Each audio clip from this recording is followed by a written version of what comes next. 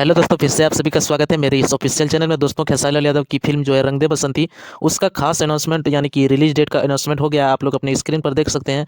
इस फिल्म को रिलीज किया जाएगा 22 मार्च को। और इस फिल्म की अभी तक की टीजर आया है, टेलर नहीं आया है। और भोजपुरी इंडस्ट्री में ऐसा पहली बार हुआ है कि किसी भी फिल्म का टीजर आया हो और टेलर नहीं आया हो, उसके पहले डेट अनाउंसमेंट कर देना, रिलीज डेट। ये बहुत बड़ी बात है और आप लोग अपनी स्क्रीन पर देख सकते हैं।